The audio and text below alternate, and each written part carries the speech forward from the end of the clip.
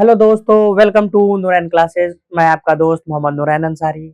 मैं आपके लिए लेकर आया हूँ फर्स्ट चैप्टर का ऑब्जेक्टिव, जो कि बहुत आसान भाषा में लेकर आया हूँ। बोर्ड एग्जाम के पॉइंट ऑफ व्यू से बहुत ज्यादा इंपॉर्टेंट है। इसी को हम लोग समझते हैं एकदम इजी मेथड से और भाषा में। चलिए मैं आपको लेकर चलता हूँ स्क्रीन पर। तो वास्तविक संख्या का मोस्ट इम्पोर्टेंट क्वेश्चन को लेकर आया हूँ, उसको ही डिस्कस करते हैं। ठीक है, क्लास 10 के लिए बहुत इंपॉर्टेंट है। ठीक, आइए देखते हैं चैप्टर नंबर 1 का मोस्ट इम्पोर्टेंट क्वेश्चन। सबसे पहले क्या है चैप्टर नंबर 1 का? चैप्टर का नाम है real number, most very very important MVVI by Noorain classes. ये मेरा नाम हुआ। चलिए स्टार्ट करते हैं फर्स्ट क्वेश्चन को। फर्स्ट क्वेश्चन क्या है? ये वो 45 और 60 का HCF कितना होता है? मौसो यानी क्या होगा? HCF कितना होता है? आपको याद रखना है कोई HCF क्या होता है? कोई भी चीज, कोई भी नंबर का क्या होता है? कॉमन होता है। कोई दोनों नंबर में, दोनों नंबर जो होता है, दोनों संख्या में जो कॉमन होता है उसको हम लोग कहते हैं HCF।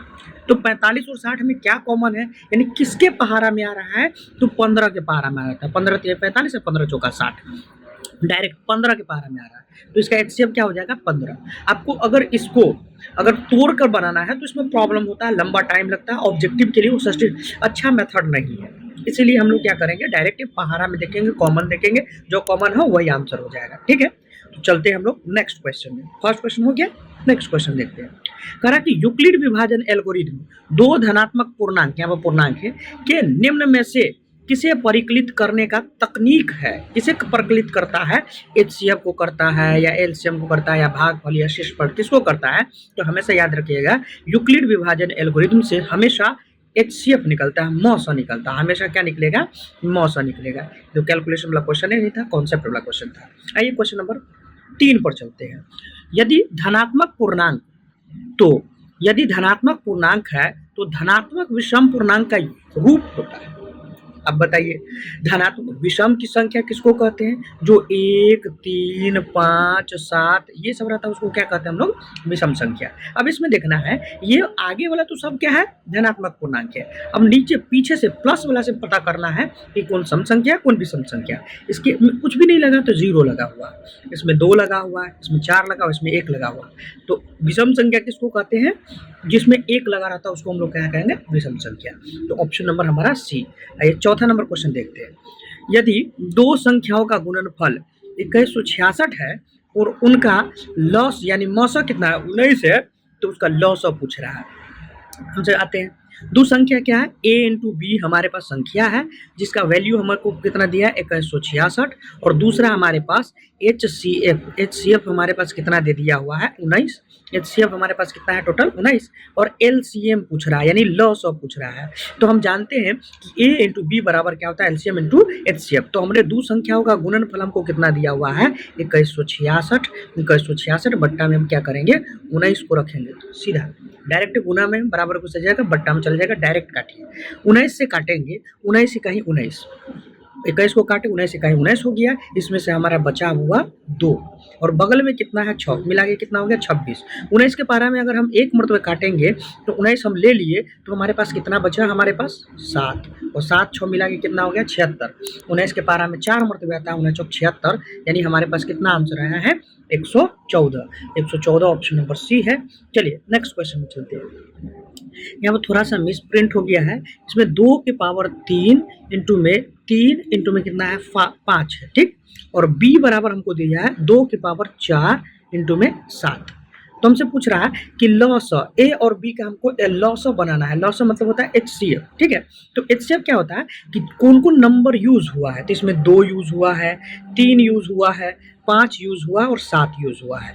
तो सब तीनों में जितना भी 4 नंबर यूज हुआ है उसमें बड़ा नंबर सबसे बड़ा कौन है? 2 के पावर 3 बड़ा होता है या 2 के पावर 4? तो 2 के पावर 4 ले लीजिए, 4 बड़ा होता है। उसके बाद क्या यूज हुआ? 3 कहीं भी नहीं, तो 3 यूज कर लीजिए।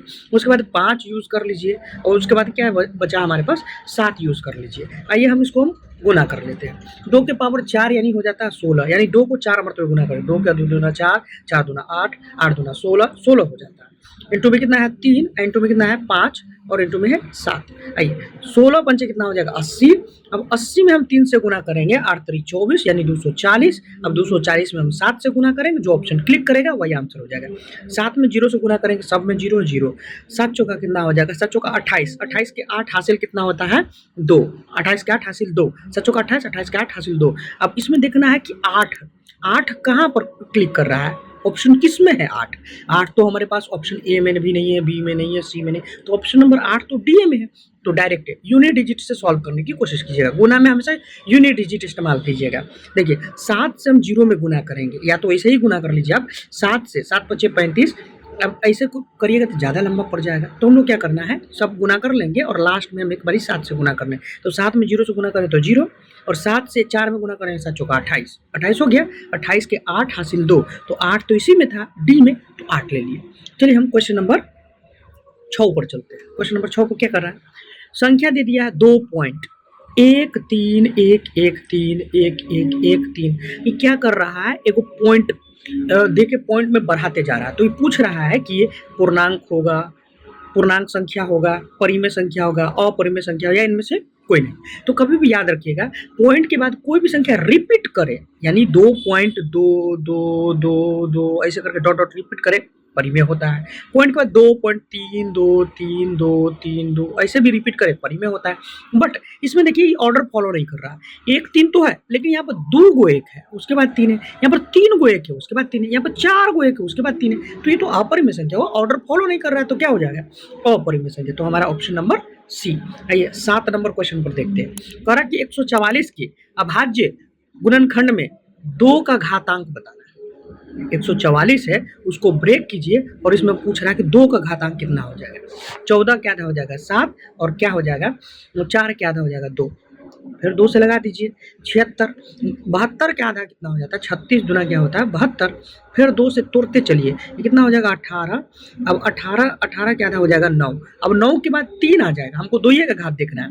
अब 2 कितने मरतबा है, रिपीट कीजिए, गिनिए 1 2 3 4। 2 कितने मरतबा है, 4 मरतबे, तो 2 का घात कितना हो जाएगा 4। ठीक है, ऑप्शन नंबर सी। आइए 7 नंबर क्वेश्चन को देखते हैं। यदि ए और बी अभाज्य संख्या है तो ए और बी का लॉस, अगर ए और बी अभाज्य संख्या है तो उसका मौसो पूछता तो हमेशा 1, लगातार जो संख्या रहता है उसका मौसो 1 होता है, और अगर लॉसो पूछे तो दोनों के बीच में क्या कर देना है, गुना कर देना है, हमेशा गुना कर देना है। क्या कर देना है, गुना कर देना है, याद रहेगा। अगर लॉसो पूछेगा लगातार संख्या का तो दोनों के बीच में गुना कर दीजिएगा, और मौसो पूछेगा तो उसको क्या कर देना है, उसका मौसम क्या हो जाएगा 1। तो हमारा क्या हो जाएगा a इंटू बी, यानी ऑप्शन नंबर सी। आइए नेक्स्ट क्वेश्चन देखते हैं। कह रहा कि 6 8 22 का लसो और मसो का अनुपात है, कौन सा अनुपात है। तो देखिए हम लोग, तो सबसे पहले इसका लसो और मसो निकाल लेते हैं। 6 को अगर हम तोड़ेंगे तो लिख सकते हैं 2 गुने 3, सबसे पहले। 8 को तोड़ के लिखिएगा, 8 को लिखिएगा तो कितना लिख सकते, 2 गुने 2 लिख सकते हैं। अच्छा 22 को तोड़िएगा तो क्या लिख सकते हैं हम लोग, 2 गुने 11। इसका हम लॉसो निकाल लेते हैं, यानी HCF निकाल लीजिए। HCF इसका कितना हो जाएगा, जिसमें जो सभ्य में कॉमन होता है वो HCF होता है। तो 2 इसमें भी है, 2 इसमें भी है, 2 इसमें भी है, तो कॉमन हो गया 2, तो इसका HCF 2 हो गया, और कोई भी चीज़ कॉमन नहीं है।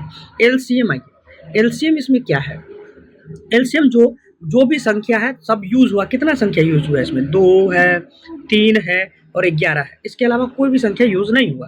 तो सबसे ज़्यादा 2 किस में है, बीच वाला में। तो 2 गुने 2, उसके बाद बचा क्या, अब 3 बचा और 11 बचा, तो 2 गुने 3 गुने 11। ठीक है, अब गुना कर लीजिए। 2 दूना कितना हो जाएगा 4, 4 दूना 8, 8 3 कितना हो जाएगा 24। अब 24 में हमको क्या करना है, 11 से गुना कर देना है।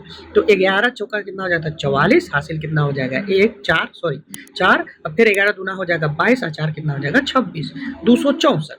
अब क्या कह रहा है क्वेश्चन में, लॉसो, पहले लॉसो रखिए, तो 264 हम रखेंगे। अजी हम क्या कर रखेंगे 264, ये नहीं है, इसको हम रफ किए हैं, सबको हटा देते हैं। 200 हमारे पास कितना हो गया 264, और अनुपात का मतलब होता है बट्टा, अनुपात का मतलब होता है बट्टा। इसमें कितना से बट्टा लगा दे, भाग लगा देना 2 से, भाग लगा दिए, काटिए 2 से, 2 इकाई 2, 2 तिहाई 6 और 2 एकाएं 2, 132। 132 ऑप्शन किस में है? 132 और नीचे में कुछ भी नहीं बचा तो एक बचा, एक तो एक हो जाएगा। ऐसे भी ऑप्शन में 132 एक के में है तो ऑप्शन नंबर ए। चलिए हम अगला क्वेश्चन पर चलते हैं, क्वेश्चन नंबर 10 पर। कि 96 का अभाज्य गुणनखंड क्या होगा? 96 को तोड़ते हैं हम लोग। 96 को तोड़िए। अगर हम 96 को आधा करेंगे तो 9 का आधा नहीं होता है, तो 8 का आधा करेंगे तो 4, एक बगल वाला को दे देंगे, एक 6 मिला के 16 हो जाता है, 16 का आधा हो जाएगा 8, फिर आधा करते चलिए, हो जाएगा 2, हो जाएगा 4, फिर आधा करते चलिए, हो जाएगा 1, ये हो जाएगा 2, फिर से चलते चलिए, कितना हो जाएगा 6, और फिर से चलेंगे तो हो जाएगा 3, यानी अब फिर 3 से करिएगा तो 3 एका ही 3। हमारे पास 96 का क्या बचा? 1 2 3 4 5, 2 के पावर 5, 2 के पावर 5 सी में है, 3 के पावर कितना है? 1, तो 3 के पावर 1 भी है, 2 के पावर 5 और 3 के पावर 1 है। ऑप्शन नंबर सी हो गया। 11 नंबर क्वेश्चन, यदि P और P तथा Q दो लगातार संख्या, P और Q लगातार दो अभाज्य संख्या, तो उसका मॉस लगातार संख्या बोले थे, A और B लगातार है तो इसका मॉस 1 होगा, और लॉस पूछेगा, LCM पूछेगा तो A इंटू बी होगा। बट इसमें मॉस पूछा है तो P और Q का मॉस हमेशा क्या हो जाएगा? A। Option number D. आइए ऑप्शन नंबर डी हो गया। अब आइए नेक्स्ट क्वेश्चन, सबसे छोटी अभाज्य संख्या और सबसे छोटी भाज्य संख्या। सबसे छोटी अभाज्य संख्या कितना होता है? 2, और सबसे छोटी भाज्य संख्या कितना होता है? 4। सबसे छोटी भाज्य संख्या 4। भाज्य संख्या किसको कहते हैं? जिसका 2 से ज्यादा अपवर्तक हो, यानी 2 से ज्यादा मर्तबे कटे। तो 4 को लीजिएगा तो 1 से भी कटता है, 2 से भी कटता है और 4 से भी कटता है, यानी 3 गो अपवर्तक है। ठीक, करा कि गुणनफल क्या होगा? गुणनफल यानी गुना कीजिए, दोनों के बीच में गुना करेंगे, 2 और 4 के गुना करेंगे तो कितना हो जाएगा? 8। Option number C. बहुत इंपॉर्टेंट क्वेश्चन है, पूछा गया क्वेश्चन है, इसमें सब इंपॉर्टेंट क्वेश्चन को ही डिस्कस किया है। चलिए क्वेश्चन नंबर 12, करा कि 6 के पावर 6x x के पावर 4y तथा 12xy का महत्तम समापवर्त कभी भी महत्तम रहे तो मौ, और यहाँ पर क्या आ जाएगा? 100, यानी मौ 100 निकालने के लिए बात कर रहा है। किसकी बात कर रहा है? मौ 100 का। ठीक है, चलते हैं मौ 100 निकालते हैं। तो मौ 100 निकालने के लिए हम क्या करेंगे? सबसे पहले इस 6 है ना, इस 6 x के पावर 4 और y को हम तोड़ेंगे। 6 को तोड़िएगा तो 2 इंटू 3 हो जाएगा। अच्छा, x के पावर 4 को तोड़ दीजिए, पूरा तोड़ते चलिए, 4 मरतबे तोड़ दिए x को, और y है तो y लिख देंगे, y लिख दिए। अच्छा, 12xy को तोड़िए, 12xy को तोड़ेंगे तो हो जाएगा हमारे पास 2 गुने 2, 2 दूना 4, और 4 तिहाई कितना हो जाएगा? 12, गुने कितना हो जाएगा? x गुने में y। अब जो कॉमन होता है उसी को हम HCF कहते हैं। दोनों सबको तोड़ दिए, इसमें कॉमन क्या है? 2 कॉमन है, इसमें भी 3 है, इसमें भी 3 है, चलिए इसमें भी 3 ले लेते, इसमें भी x है, इसमें भी x है तो x भी ले लेते, इसमें भी y हो, इसमें भी y है तो y भी ले लेते हैं। तो 2 तिहाई 6 और xy कितना है? 6xy। तो आइए देखिए 6xy क्या है? ऑप्शन नंबर डी में 6xy। आइए नेक्स्ट क्वेश्चन चलते हैं, क्वेश्चन नंबर 14। रूट अंडर हमारे पास कितना दिया है? 10, और रूट अंडर 15 बराबर है। रूट अंडर 10 और 15 को गुना करेंगे तो रूट अंडर कितना बनेगा? 150। रूट अंडर कितना बनेगा? 150। अब 150 को ब्रेक करेंगे तो हम कितना लिख सकते हैं? 15 गुने कितना लिख सकते हैं हम? 10। अब 15 गुने 10 को हम अपना भाषा में तोड़ेंगे, 3 गुने कितना हो जाएगा? 5, 5 ते 15, 2 गुने कितना हो जाएगा? 5, 5 दूना 10। अब जो भी जोड़ा में उसको बाहर निकाल दीजिए, 5 और 5 दोनों जोड़ा में तो 5 बाहर, और बचा हमारे पास क्या? 2 और 3, 2 तिहाई 6, ये 5 रूट अंडर 6 कौन है? 5 रूट अंडर 6 हमारा ऑप्शन नंबर ए है। आइए नेक्स्ट क्वेश्चन में चलते हैं। अब ये भी क्वेश्चन बहुत इंपॉर्टेंट है, कह रहा कि 64 का वर्गमूल मतलब रूट अंडर 64 का अगर हम रूट निकालेंगे तो हमारा आंसर कितना आएगा? 4। आइए, और 64 का घनमूल से भाग देने पर मान होगा। भाग देना है, घनमूल निकाल, घनमूल यानी क्या होता है? क्यूब रूट निकालते हैं हम 64 का। तो 64 किसका क्यूब है? 4 का क्यूब है, सॉरी 64 किसका स्क्वायर है? 8 का स्क्वायर है, और 64 किसका क्यूब रूट है? 4 का। दोनों में भाग देंगे तो हमारे पास कितना आ जाएगा? दोनों में भाग देने पर हम देखते हैं तो हम कर रहे हैं कि 8 में हम 4 से भाग देंगे तो 4 1 4, 4 दूना 8, तो हमारा ऑप्शन नंबर बी 2 कितना है? ऑप्शन नंबर बी में। आइए नेक्स्ट क्वेश्चन चलते हैं, 16 नंबर। निम्न में से कौन सा युग्म सह अभाज्य संख्या? सह अभाज्य संख्या किसे कहते हैं? जिसका HCF 1 आए, जिसका HCF 1 आता है उसे सह अभाज्य संख्या के कैटेगरी में डाला जाता है। आइए हम लोग देखते हैं सह अभाज्य संख्या का कंडीशन क्या है कि जिसका HCF 1 आएगा। इसमें से हम ऑप्शन को छांटने की कोशिश करते हैं, ऑप्शन से ही करना है इसको, नहीं तो सबको भाग देते जाइएगा तो बहुत ज़्यादा लंबा हो जाएगा। तो देखिए 64 को हम काटेंगे, 21 को हम काटेंगे 84 से, तो 21 का 21, 21 चौक 84, तो ई क्या होगा, इसका HCF क्या हो जाएगा, 21 हो जाएगा। तो हमको लेना नहीं, 13 से 13 चौका 52 हो जाएगा, तो ये भी गया। अब हमारे पास ये दोनों नहीं कटने वाला है, 14 और 35, ये दोनों को हम ट्राई करेंगे। तो 14 से हम 35 में भाग लगाते हैं, HCF निकालते हैं, 14 से 35 में निकालें तो 14 का ही 14, 14 दूना 28, 28 हम ले लिए, कितना बचा हमारे पास 7, 7 और 14, 14 दूना कितना हो जाएगा, 7 दूना 14, 14 हो गया, हमारे पास घटाएंगे तो 0 हो जाएगा। तो हमारे पास HCF कितना आया है 7, तो इसका HCF कितना आना चाहिए 1, लेकिन इसका HCF आया 7, तो ये भी ऑप्शन नहीं होगा। तो बचा हमारे पास B, तो हमारा B हो गया। इसमें हम दूसरा मेथड, ये हम देखे थे कि ये वाला तो नहीं होने वाला है, ये वाला भी नहीं होने वाला था, और ये भी नहीं होने वाला था। देखे हम लोग भाग देखे, अब देखते हैं B को भाग लगा के चेक करते हैं। 18 से हम भाग लगाएंगे, 18 से 25 में हम भाग लगाते हैं, 25 में 18 का ही 18 लगा देंगे तो 18 आएगा, घटाएंगे तो हमारे पास 7, 18 के 18 है, 18 दूना कितना हो जाएगा 7, 7 है, 7 दूना 7 से भाग लगाएंगे तो 14 हो जाएगा, 14 लिख देंगे, घटाएंगे तो हो जाएगा 4, और फिर कितना है, हम 4 से हम 7 में भाग लगा देंगे, 4 इकाई 4, 4 लेंगे, यहाँ पर आ जाएगा हमारे पास 3, और 3 से भाग लगाएंगे कितना हो जाएगा, 3 इकाई 3, घटाएंगे तो कितना हो जाएगा 1, और 1 से भाग लगाएंगे हम 3, 1 आ जाएगा 3 में, 3 से 3 मरतबा आएगा तो 3 के 3, अब आ जाएगा 0, यानी इसका HCF कितना आया है, HCF कितना आया है 1 आया है। तो जिसका भी HCF 1 आता है उसको कहते हैं सहभाज्य संख्या, तो ऑप्शन नंबर B है।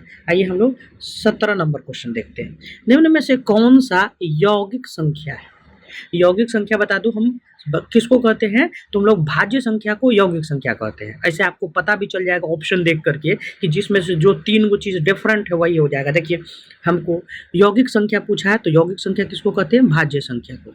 भाज्य संख्या को क्या कहते हैं, यौगिक संख्या, कंपोजिट नंबर। इंग्लिश में भी एक बार तुम्हें पढ़ लीजिएगा, क्वेश्चन मिलेगा। तो 11 1 से कटता है और 11 से कटता है, 41 1 से कटता है 41 से कटता है, 31 1 से कटता है 41 से कटता है, तो बचा हमारे पास 21, 1 से भी कटता है, 3 से भी कटता है, 7 से भी कटता है, 21 से भी कटता है, ठीक है।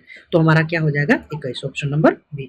18 नंबर, निम्न में से कौन सा परिमेय संख्या है, तो पाई हमेशा अपरिमेय संख्या है, रूट अंडर में रहेगा 7, वो तो अपरिमेय संख्या। अब देखिए रूट अंडर में 16 है, तो 16 किसका स्क्वायर है, 4 का। अब बट्टा में क्या है 25, तो हमारे पास कितना हो जाएगा 16 बट्टा 25, 4 बट्टा 25, तो 4 बट्टा 25 हमारा ऑप्शन नंबर C। देखो ये तो हो नहीं सकता, तो हमारे पास ऑप्शन नंबर C हो गया।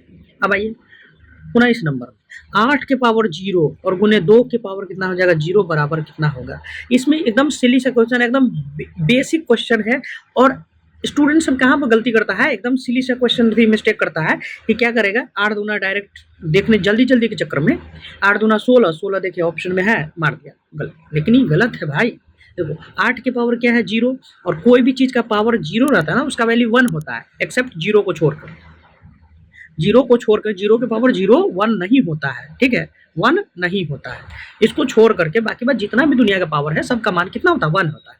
तो 8 के पावर 0 1 और 0 का पावर 2 के पावर 0 1, जो उनके बीच में गुना है, तो 1 से 1 में गुना करेंगे तो हमारा रिजल्ट 1 ही आना है, तो option number B, option number C नहीं, ऑप्शन नंबर B।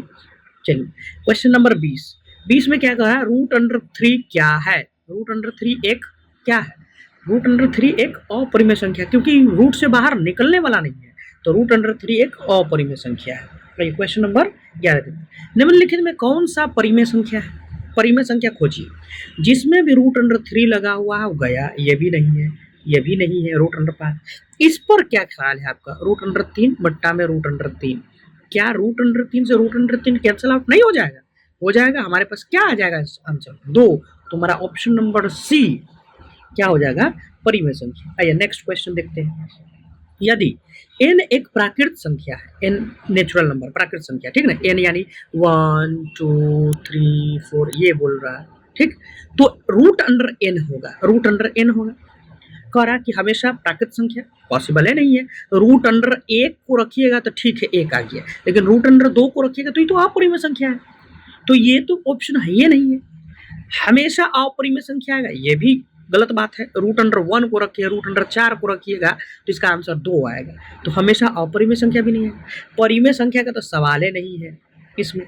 तो क्या होगा answer? Answer number C D हो जाएगा डायरेक्ट। देखिए कभी कोई संख्या प्राकृत संख्या हो गई, इसका बाहर निकला है प्राकृत संख्या, और कभी क्या हो जाएगा अपरिमेय संख्या, तो अपरिमेय संख्या, तो कभी प्राकृत संख्या तो कभी अपरिमेय संख्या। ठीक है, आते हैं नेक्स्ट क्वेश्चन। 22/7 है। देखिए कंफ्यूजन वाला क्वेश्चन डाल दिया है कि पूछेगा पाई क्या है, तो पाई हमेशा अपरिमेय संख्या है, लेकिन 22/7 क्या है, हमेशा परिमेय संख्या है, पी बट्टा क्यों के रूप में है, तो ये परिमेय संख्या है 22/7। अब पाई अपरिमेय संख्या क्यों है, क्योंकि इसका वैल्यू होता है 3.14 समथिंग, ऐसे ऐसे डॉट डॉट जाता है, इन बहुत तक के जाता है, इसको कोई काउंट नहीं कर पाया अभी तक के बहुत।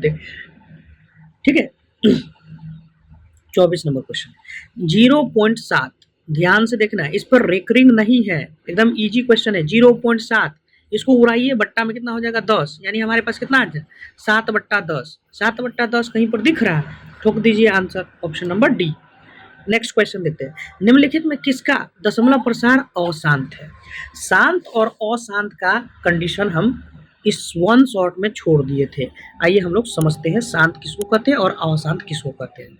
शांत के लिए हमको चाहिए 2 के पावर चाहिए m, यानी कोई भी पावर हो 2 में रहना चाहिए, यानी चाहिए 5 के पावर n, या तो 5 में रहना चाहिए। कोई भी संख्या को हम तोड़ेंगे, बट्टा को तोड़ेंगे तो 2 में मिलना चाहिए चाहे 5 में मिलना चाहिए, या तो 2 और 5 दोनों में हो। तीसरा संख्या आएगा वो हो जाएगा अशांत। अशांत और अशांत भी, अशांत 2 टाइप का होता है, एक होता है आवर्ती यानी रिपीट करने वाला, एक होता है अनावर्ती। एक होता है आवर्ती, एक होता है अनावर्ती। अनावर्ती एक होता है आवर्ती, एक होता है अनावर्ती। तो याद रखिएगा हम लोग क्या कर रहे हैं, शांत और अशांत ऑब्जेक्टिव में पूछा जाता है, इसको सब्जेक्टिव में उतना पूछा ही नहीं गया है। तो क्या करेंगे, हम बट्टा वाला को तोड़ेंगे, जिसका पावर 2 के पावर m 2 में आए, बट्टा में सिर्फ 2 आए, या तो सिर्फ 5 आए, या 2 5 में से दोनों में से कोनो आए तो हो जाएगा शांत, नहीं तो अदरवाइज क्या है वो अशांत। तो देखते हैं हम लोग इसको, हम लोग क्या करते हैं क्लीन करने की कोशिश करते हैं। ठीक, चलिए इसको हम हटा देते हैं, हट गया। चलिए क्वेश्चन पर देखते हैं। क्वेश्चन हमारा क्या है, 23/50, 23/50, 50 को ब्रेक कीजिए, 50 को तोड़ेंगे तो हम 2 गुने 25 बचेगा, 5 गुने 5, यानी 2 2 5 5 में आइएगा। यही हमारा दशमलव प्रसार अशांत है, नहीं ये शांत है, ये क्या है शांत। आइए 243, 243 को हम अगर तोड़ेंगे, 243 को अगर हम तोड़ेंगे तो 3 से टूटेगा। ठीक है, तो 3 से टूटेगा तो इसको हम तोड़ेंगे तो कितना हो जाएगा 8 3 24, और कितना हो जाएगा 8 3 24 और 8 3 1 3। फिर से इसको हम तोड़ने की कोशिश करेंगे, 81 गुने में हो जाएगा 3, 81 को फिर से ब्रेक करेंगे, यहाँ पर 3 आ गया, 3 आ गया। हमारा 2 और 5 में आना चाहिए, 2 5 के अलावा हमारे पास 3 आ गया, तो क्या ये शांत होगा? नहीं, शांत नहीं होगा, अशांत होगा। तो ऑप्शन नंबर हमारे डी। अब याद रखना है कि अगर 5 के पावर में रहे, यानी रहे 5 25 बट्टा में, बट्टा की बात कर रहा हूँ, 125 625 3125 3125 या 15 125, ये सब क्या है जिसके बट्टा में ये सब रहे, 5 के पावर कहते हैं, इस 5 के पावर है, ये सब क्या हो जाएगा शांत हो जाएगा। या आ जाएगा 2 4 8 16 32 64, ये सब रहे, ये भी शांत है। ठीक है, या जिसके लास्ट में डबल जीरो आ जाए वो भी क्या हो जाएगा शांत हो जाएगा। तो इसमें देखिए, इसमें 5 के पावर में है, ये 50 को तो 2 5 में आया है, ये 2 डबल जीरो है, तो बचा हमारे पास क्या अशांत के लिए एक ही ऑप्शन, ऑप्शन नंबर बी। आइए नेक्स्ट क्वेश्चन करते हैं। करा निम्नलिखित में कौन सा किसका दशमलव प्रसार शांत है? शांत का कंडीशन क्या है कि लास्ट में डबल जीरो खोजना है, इसमें डबल जीरो है नहीं है, छोड़ देंगे। लास्ट में देखेंगे कि 2 के पावर वाला या 5 के पावर वाला कोई है, तो 2 के पावर 5 के पावर कुछ भी नहीं है, तो देखेंगे क्या 3, अब ऑप्शन चेक करें, 3/7 नहीं, गलत, ये तो 7 आ गया तो होबे नहीं करेगा। 6/15 देखना है, बट्टा वाला को देखना है, 15 आ गया। अब सोचिएगा 15 तो भैया इसमें 3 आता है 5 आता है, तो ये नहीं होगा, लेकिन ऊपर से तो कटेगा, 3 दूना कितना हो जाएगा 6, 3 5 15, देखो बट्टा में 5 आ गया, तो यही हमारा क्या हो जाएगा 7, option number B. Option number C में सॉरी 27 में ये निम्नलिखित में कौन सा कथन सही या सत्य, सत्य या सही एक ही है, कौन है? कह रहा कि दो परिमेय संख्याओं का गुणनफल हमेशा अपरिमेय संख्या होता है। दो परिमेय संख्या का गुणनफल हमेशा अपरिमेय संख्या होता है। अब यहाँ पर हम 2 को हम 4 ले लेते हैं और यहाँ पर हम 3 ले लेते हैं, दोनों को गुना करेंगे 12, क्या ये अपरिमेय संख्या है? तो ये तो गलत बात है, पहला स्टेटमेंट गलत है। कह रहा कि एक परिमेय व एक अपरिमेय संख्या का गुणनफल हमेशा अपरिमेय होता है। तो आते हैं हम लोग देखते हैं, एक परिमेय और एक अपरिमेय संख्या का गुणनफल हमेशा अपरिमेय संख्या होता है। परिमेय संख्या तो 0 भी होता है ना 0। अब 0 का गुणनफल अगर हम √3 में करेंगे तो इसका रिजल्ट क्या आएगा? 0। तो क्या हमेशा करा कि एक परिमेय संख्या व एक परिमेय अपरिमेय संख्या का गुणनफल हमेशा अपरिमेय संख्या होता है? तो हमेशा नहीं होता है, सब सिचुएशन में होगा। अगर 0 हटा दे तो सब में होगा, बट 0 रहेगा उसमें उसका आंसर परिमेय संख्या आएगा। तो ये भी इस सिचुएशन में ये भी गलत है। आइए करा कि दो अपरिमेय संख्याओं का जोड़ कभी अपरिमेय नहीं हो सकता, ये भी गलत बात कह रहा है। दो परिमेय संख्या का जोड़ यानी √3 को अगर हम √3 से जोड़ेंगे तो हमारे पास 2 √3 आएगा जो कि अपरिमेय संख्या है, तो ये भी बात गलत है। चलिए, एक पूर्णांक तथा एक परिमेय संख्या का जोड़ एक पूर्णांक तथा एक परिमेय संख्या का जोड़ कभी पूर्णांक नहीं हो सकता। एक पूर्णांक और एक परिमेय संख्या का जोड़ कभी पूर्णांक नहीं हो सकता। इस स्टेटमेंट में एक भी ऐसा जवाब नहीं है ऐसा जो सेटिस्फाइड कर रहा है कि ये हो सकता है। कह रहा कि एक पूर्णांक है, एक पूर्णांक हम ले लेते हैं 7 ले लेते हैं, दूसरा परिमेय संख्या ले लेते हैं तो 7 हम 7 ले लेते हैं। परिमेय संख्या तो हम कितना ले सकते 7 का जोड़ पूर्णांक नहीं हो सकता, दोनों को जोड़ेंगे तो 7 7 14 तो पूर्णांक है। कैसी बात करते हैं कि पूर्णांक नहीं हो सकता, तो ये भी ऑप्शन गलत है। लेकिन कुछ हद तक ये वाला स्टेटमेंट सही है। ऑप्शन नंबर बी क्या कह रहा है कि एक परिमेय व एक अपरिमेय संख्या का गुणनफल हमेशा अपरिमेय संख्या आता है। अगर हम 0 को छोड़ दे तो बाकी बात हम कितनों से गुना कर लीजिए सबका रिजल्ट अपरिमेय संख्या आएगा। तो कंडीशन के हिसाब से ऑप्शन नंबर हम बी मार सकते हैं। ठीक है, आइए ऑप्शन नंबर 28 पर आते हैं। निम्नलिखित में से कौन सा भिन्न दशमलव प्रसार शांत है? कौन सा शांत है? आइए कहे हैं कि जिसमें 00 रहेगा वो शांत है, तो ये भी शांत है, ये भी शांत है। अब क्या कह रहा, निम्न में से किसका दशमलव प्रसार शांत है? तो दो ऑप्शन शांत है, ये भी शांत है। 343 बट्टा में 2 के पावर 3 गुने 5 के पावर 3 इंटू में 7 के पावर 3, इसको हम काटेंगे तो ये कट जाएगा, यानी ये भी हमारे पास क्या है? शांत है, सभी शांत है। तो हमारे पास कह रहा कि शांत कौन है, तो 3 गो ऑप्शन सही है, तो इसमें लिखना चाहिए था शांत नहीं है। तो ऑप्शन इनमें से कोई ऐसा नहीं है जो शांत नहीं है, सब शांत है। ठीक है, नेक्स्ट क्वेश्चन नंबर 1, निम्न में से किसका दशमलव प्रसार शांत है? 00 खोज रहा है, 00 नहीं। आइए इसको हम 17/81 को, तो 81 डायरेक्ट शांत नहीं है ना। 81 कितना 3 के टेबल में आता है ना, 9 का स्क्वायर है 3 के टेबल में आएगा। 41 को तोड़ेंगे तो पे नहीं करेंगे। 45 का क्या ख्याल है? 45 भी वही है। 45 को भी तोड़ेंगे तो हम लिख सकते हैं 3 गुने 15 यानी 3 गुने 5, 2 3 और 1 5। अब ये क्या हो जाएगा हमारे पास 9/80। इसका दशमलव प्रसार हमको बताना है कि शांत है कि अशांत है। तो हम इसको तोड़ते हैं 80 को, तो 80 को क्या तोड़ सकते हैं हम? 16 पंचे 80 होता है, 16 पंचे 80। ठीक, और 16 किसका स्क्वायर है? 4 का, यानी 2 गुने 2 यानी 2 5 के रूप में आ रहा है। तो हाँ 2 5 के रूप में आ रहा है, डी, ऑप्शन नंबर डी, यानी हमारा क्या हो जाएगा 29 नंबर क्वेश्चन। आइए देखते हैं, निम्नलिखित में से किसका दशमलव प्रसार अशांत है?